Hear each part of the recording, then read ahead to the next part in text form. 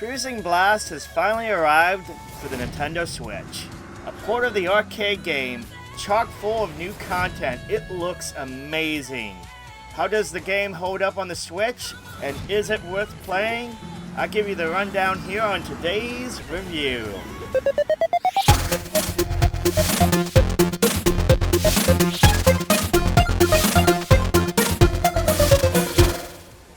Cruis'n Blast originally was an arcade game that came out in 2017 that was developed by Raw Thrills and was licensed by Nintendo. It is the sixth installment in the franchise and a return to form of sorts, tapping into the early trio of games released back in the arcades and on the Nintendo 64. That same game is now brought to the Nintendo Switch with a lot of new features and content to flesh out the experience. I also like to note that Eugene Jarvis, the original man behind the first three Cruis'n games, as well as the arcade version of Cruis'n Blast, is also heading the Switch port here, so there's a lot of excitement to get an excellent game here. And excitement is what Cruis'n Blast has dialed up to 11. The tracks are insane, over the top, as well as filled with crazy cars, dinosaurs, sharks, and everything else you can drive as a vehicle. I just really love how crazy it all is.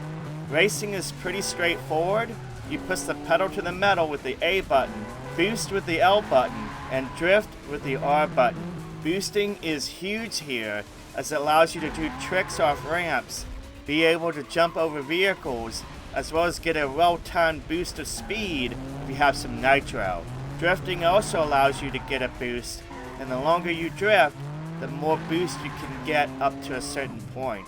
You can even spin out on track and smack into cars to crash into them like in Burnout games. There's plenty of boost pads around each track as well, and between boosting, tricks, finding the best path, as well as drifting, you'll need to master it all to get first place at the higher difficulties. As far as content goes, Raw Thrills added a bunch here compared to the original arcade version, bumping up to 29 tracks over the original 5, though admittedly some tracks are more of a reskin here with some additional effects going on. Each has multiple paths and a lot of visual flares and events going on. There's also up to 23 vehicles now, and as you unlock them, you'll encounter some crazy ones like sharks, unicorns, and dinosaurs. Yes, you can race as a shark in this game. Did I mention this game is utterly insane? Each car, or vehicle, quote unquote, has a leveling system that you can unlock some neat customization options as you win races and earn experience. So there's some nice replayability to really trick out your vehicle or creature. Each track is filled with keys to gain as well, and plenty of opportunities to unlock more cars and trick them out with cash earned in-game. It is pretty easy to earn the in-game money, so you really don't need to worry about grinding in the game. Just playing the game naturally, you'll get plenty of cash.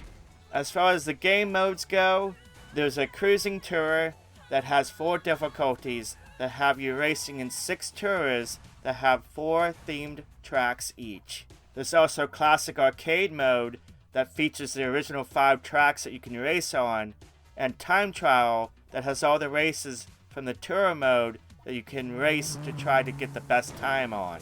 And finally, there's single race, where you can pick a race at any difficulty and track you unlocked and just run a singular race. Note, for each tour, you will need to unlock them through progressing, and higher difficulties such as hard and extreme need to be unlocked by getting gold in all normal and hard tours.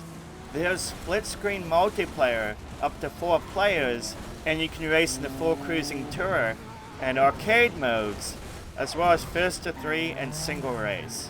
First to 3 has you racing on a picked arcade tour, and the first player to get 3 wins wins the competition. Split-screen multiplayer operates very well in both docked and handheld modes, with just a very minor reduction in frame rate. Either way, it's extremely impressive how well this game runs with everything going on. I gotta say, The game is just so damn much fun. I have a big soft spot for arcade racers, especially those from the early 2000s, and this game really captures the feel of it while also adding all the modern flares of it being in HD as well as having more power to work with. It looks very impressive on the Switch, and to be honest, seeing it on video on YouTube doesn't capture how really good this game looks and runs in person. This is one of the games I wish I was getting the OLED Switch for, because I would imagine it would look gorgeous. Handheld and Switch Lite users take note. This game operates at the same frame rate as in dock mode and looks excellent in portable mode. Racing is pretty responsive and tracks, albeit short or just pure eye candy with all the chaos going on. It's like an insane roller coaster ride. Now, with all that good stuff going on, there is one disappointment I do have about this game. There is no online multiplayer, which seems like a huge missed opportunity. I thought for sure there were plans for it, and maybe, hopefully, they will add it in at a later date. For now, it's a local multiplayer only game. At least the local split screen operates very well.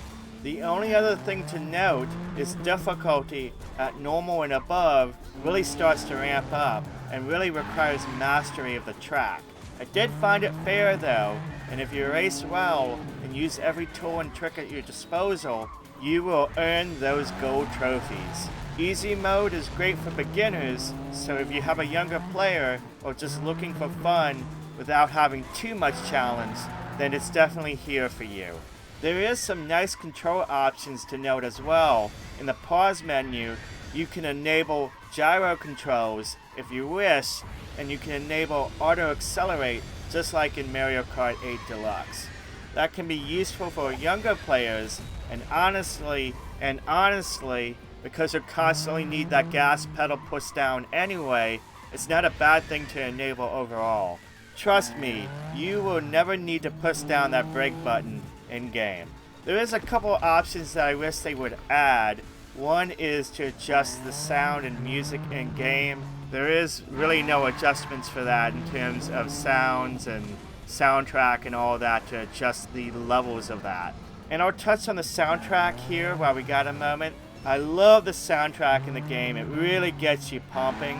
The only problem that I have is because of the sound effects and the soundtrack and everything going on, in some levels it can get a little blown out at times.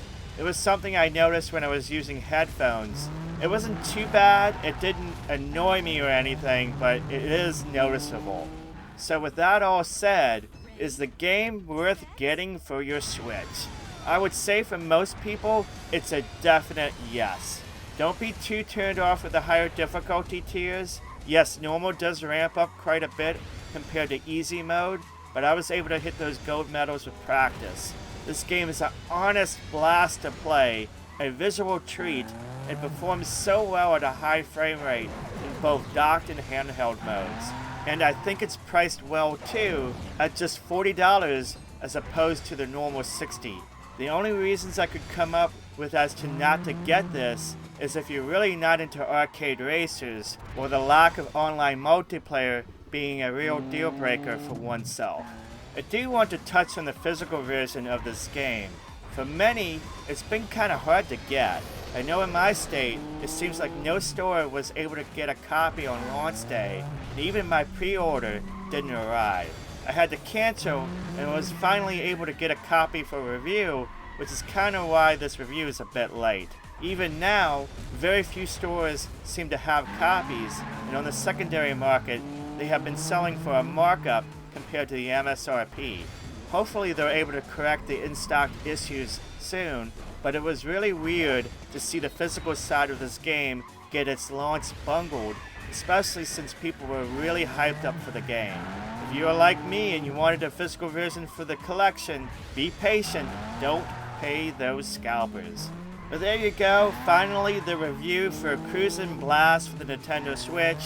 It is a blast to play. If you found this video useful, give it a thumbs up. It helps out the video, helps out the channel, And if you're not a subscriber, you should really consider subscribing. I do a bunch of Nintendo Switch reviews, as well as eShop deal videos, as well as tips and tricks and other gaming news. So make sure you're subscribed so you never miss a single video. I also like to give a shout out to the Kaiju Club Patreons. These wonderful people you see on screen right now. They help to finance and fund the channel through pledging through the Patreon, the official Patreon for this channel. If you wish to become a Patreon member and want to help to support this channel, check out the link on the screen right now. It's also in the description box down below. Thank you for being a Patreon member. And as always, thank you for everyone who watches. Thank you for subscribing. Have a wonderful day, and I will catch you next time.